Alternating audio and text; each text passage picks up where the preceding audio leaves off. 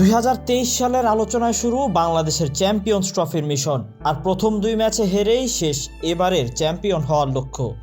ভক্তরা এখন আর কষ্ট পায় না, কারণ তারা জানে এর শেষ পরিণতি কি হবে বা হয়। ব্যাপারটা হয়ে গেছে, তুমি যতই বলো না কেন ভালোবাসি, আমি পাথর হয়ে গেছি। ওই পার থেকে হয়তো ক্যাপ্টেন নাজমুল হোসেন শান্তর ভক্তদের জন্য বার্তা থাকে, আমি পাথরের বুকে ফুল ফুটাবো, ভালোবাসা নয় আবেগ দিয়ে।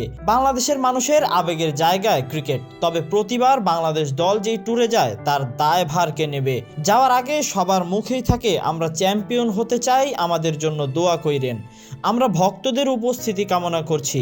ভক্তরা তাদের ডাকে সাড়া দিলেও বাংলার ছেলেরা শোনে না তাদের ভক্তদের ডাক। কি করেই বা শুনবে? তারা যে ম্যাচের আগের দিন প্রিয় তামিম ভাইয়ের ডাকে সাড়া দিয়ে চলে গেছে ডিনারের দাওয়াতে। তার ট্রফি জয় করার লক্ষ্যে মাঠে নামার আগে কে যায় ডিনারের দাওয়াতে? গিয়েছেন শান্তর নেতৃত্বে থাকা বড় ভাই রিয়াদ মুশফিকের সাথে অলরাউন্ডার খ্যাত মেহেদী মিরাজ।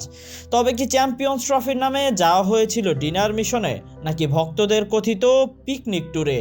যাওয়ার আগে শান্তর কণ্ঠে শোনা গিয়েছিল চ্যাম্পিয়ন হওয়ার গান।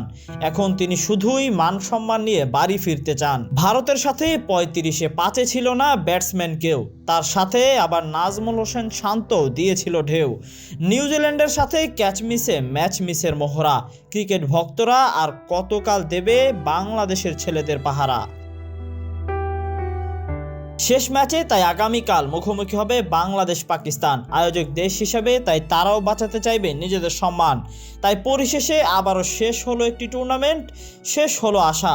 অপেক্ষার প্রহর যেন আরও বাড়লো, কবে রাখবে তারা কথা, না চাইতেই ভক্তরা পাবে জয়ের প্রথা। Tahsin Ahmed, BD archive.